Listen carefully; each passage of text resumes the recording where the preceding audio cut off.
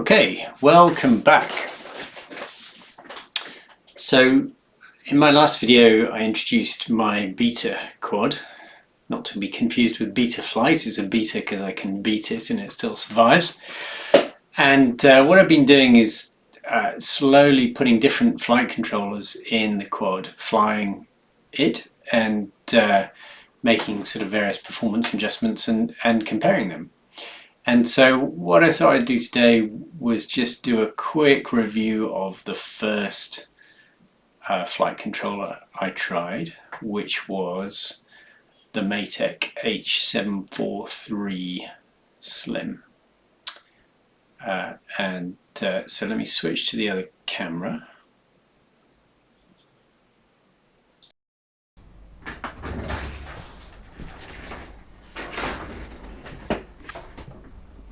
Okay, so this is the Matek H743 Slim. This is the V1, and the V1, the difference between this is a V3, so there's a V1, there's a V1.5 which I couldn't get hold of, and a V3, and the difference between the V1 and the V3 is that the IMUs that it used. So in the V1 there is an MPU 6000, which is somewhere here, I think, and then and also an ICM 20602, I believe. And this has a variant which is the Luminaire H743 Lux HD, I think that's what it's called, and that you can see that, just about see that, that's mounted in my large 7-inch quad Chimera, and it is basically the same board modulo. The Luminaire uses a different packaging for the MCU. So here you can see on the Matek you've got quite a small, I think it's BGA, I think that's what they're called, ball grid array, surface mounted on here. On the Luminaire it's a larger chip with a pin out around the side, and one of the advantages of that is that it's a little bit more crashable. So one of the problems with these types of mounting is the thing can just kind of slide right off, whereas the pin-based one is a bit more, if you crash hard it'll probably still stay on. And I want to say it's better with heat dissipation, but I'm not sure which way. The H743, it's a new fab process, so these shouldn't generate so much heat, even though they're going much quicker than sort of the old F7s and F4s. And the other difference with the Luminaire board is it has direct support for the 9 volts that the DJI digital video transmitter requires. So this doesn't have that, but the Luminaire does. So that was one of the reasons I put the Luminaire in here, but the one I've been trying in my beta quad is the Matek V1. So a couple of things to notice about the Matek, which I quite like. One is it's got an SD card, which is great in a board this size, and it's not a kind of pop out SD card. You just slide it in there. It's just a friction fit, and I find it's quite hard to retrieve it once it's in the copter, so I don't tend to try and do that, and also moving it in and out maybe loosens it a bit. Oh, and the other difference between the Matek and the Luminaire is the Luminaire has 2 four-way outputs, so you can run an X8 off the Luminaire, whereas the Matek just has one four-way ESC output, so aimed more at sort of quad market. But this has a CAN port, which I don't think the Luminaire has. I don't think it has a CAN port, so there's some slightly different design decisions made there. The other interesting thing about the Matek board is they've mounted all of the components on one side. So if you flip it over, and this is supposed to be the top, you can see it's completely flat, completely clear of components. And I quite like this, especially for my beta clock quad, because it just means I can solder up the pins here directly in the holes, mount it, and then just use DuPont connectors to connect it in and out. So I've done both of them the same here. I've got a set of pins which are enough for VTX, OSD, camera control, and RX control. So I quite like that. In here I've got a cocoot board, and I've had to, because it uses a different approach, I've had to sort of do lots of kind of wiring looms and things which you can't quite see, but it's just a little bit more complicated. Whereas if you're replacing flight controllers, this is actually really convenient. Not that many people are doing that necessarily, but for me it's been really, really convenient. I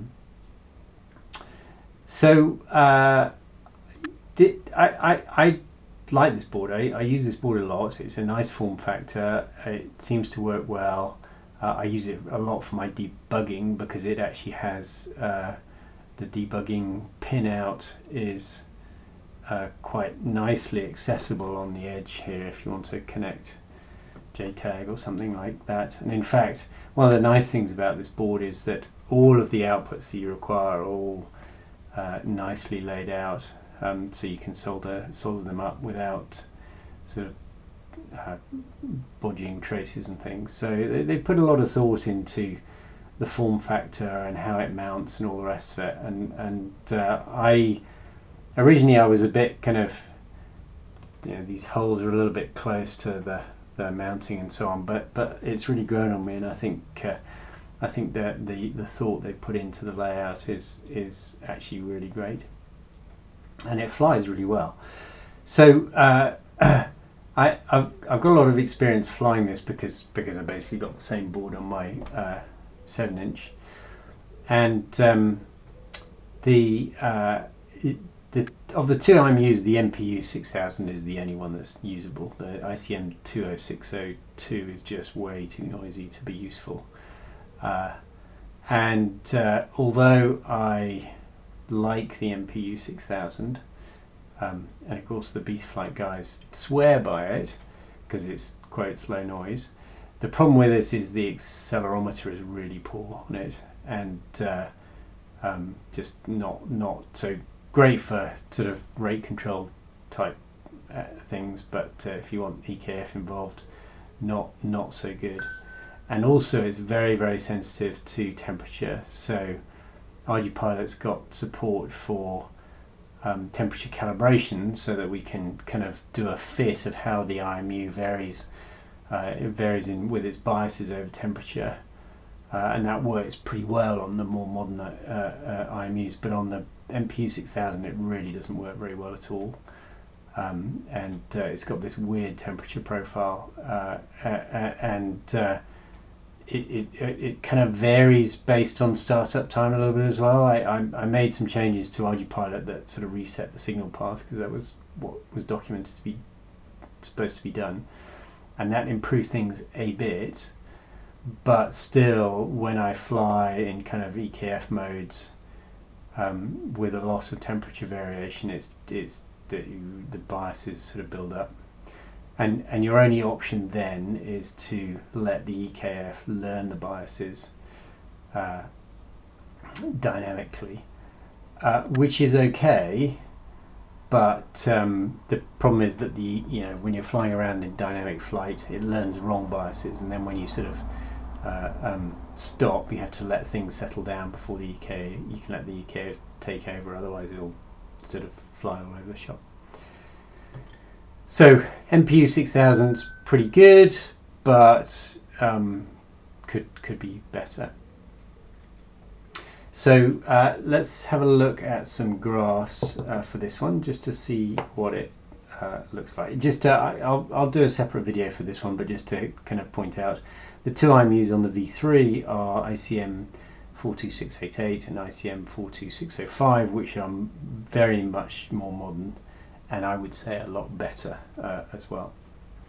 So let's switch cameras. And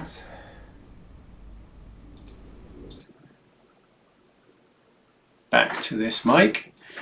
Okay, so I've got some logs from the Matek V1 here, and I'm just going to pull up, do an FFT on the logs. So let's switch this guy on.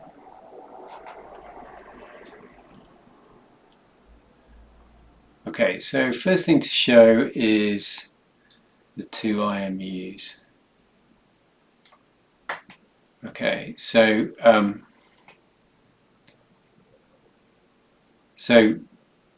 MPU 6000 is the second IMU, so that's gyro 1 that we see here, and gyro 0 is the 20602, and you can see that the 20602 is really noisy, especially on the Z-axis here.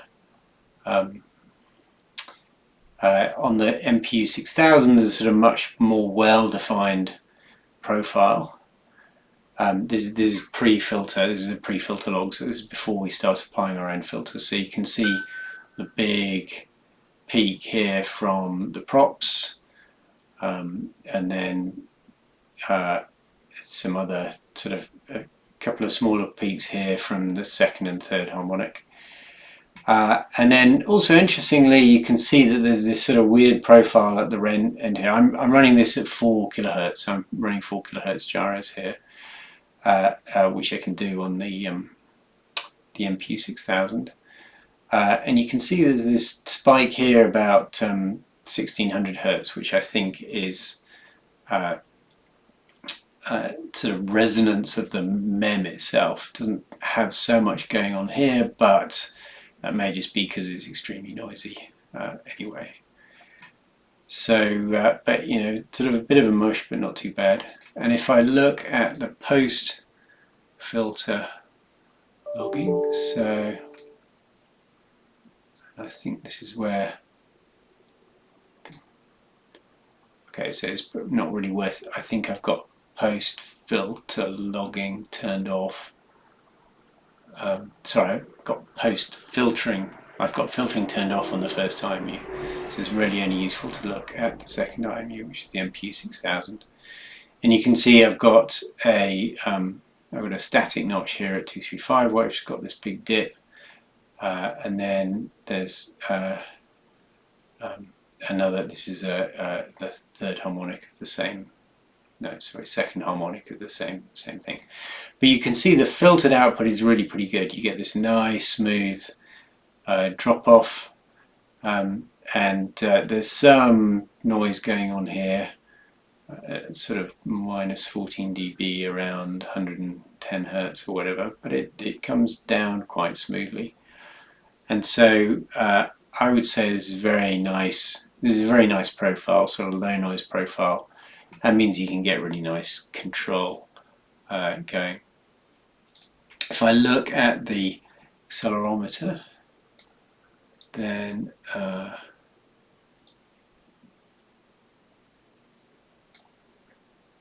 so you can kind of see here that the accelerometer is, now some of this is a function of the way we do filtering. This is one of the things I've discovered, that we weren't filtering the same way for different IMUs, but I think that for these two we use the same filtering, and you can see that the accelerometer on the 20602 is very noisy. This is why it's a bit useless. So the accelerometer on the MPU 6000 is a bit less noisy, but kind of going a bit all over the shop.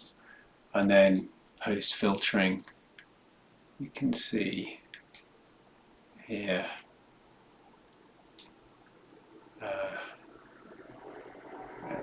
I mean, it's not really worth looking at post filtering because the EKF doesn't care that much. So in general, a pretty good setup, and it performs really well. So let me just switch back to the other camera again.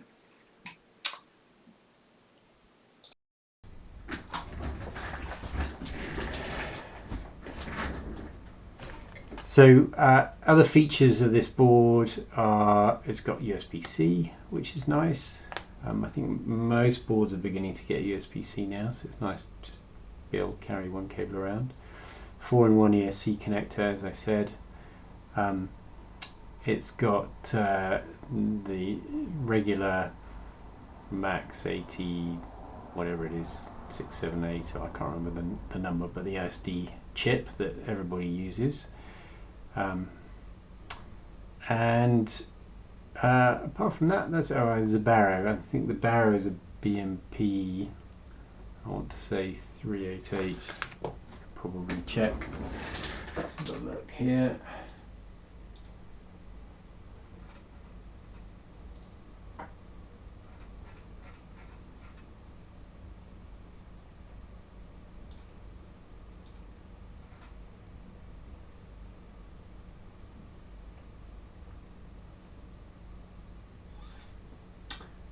Well, they use different Barrows on different boards, so I think it might be a DPS 310. Yeah, it seems to work pretty well. And the Barrow is mounted on the bottom, which is nice. So you can mount it like this, put the foam underneath, which is kind of what I've done here. You can see I've got foam sandwiched between the ESC and the board. Yeah, it works pretty well, and I've got a couple of these plus the one in my 7-inch. I use it for debugging a lot. I'm starting to use it for CAN development as well, but as a kind of go-to development board, it's great, not least because of the SD card. So a lot of these boards are beginning to switch these for flash chips, which is slightly annoying, although the newer flash chip is okay. I think if you want to fly this with DJI, then you have to sort of just be careful about your power supply requirements, because it doesn't have the regular DJI connector with the 9 volts in. But for something like this with analog video, it's perfect, and I really like it. Okay, so that's it. That's the Matek H743 Slim V1, which is a great board for RG Pilot. I didn't say anything about the MCUs. The MCU H743, as you can tell from the title, H743 is a great chip. 2 megabytes of flash, 1 megabyte of RAM. This one's running at 400 megahertz. Some of the other boards we run a bit quicker, but 400 megahertz is pretty good. And one of the nice things about this chip is the DMA setup is very flexible, so it's very easy to configure things like bidirectional D-shot and that sort of thing. So very powerful MCU. And the other nice thing about having this powerful MCU is you can switch on a lot of new features in RG Pilot. So for instance, I'm running this at 4 kilohertz gyros. You wouldn't be able to do that without the H743. It's just too CPU intensive. It's okay for Betaflight because they're doing a lot less, but for RG Pilot you just need that CPU power. So don't let anybody tell you the H743 is overpowered for RG Pilot. Not in the least. We can really make use of those CPU cycles. Alright, so that's it. Thanks for watching.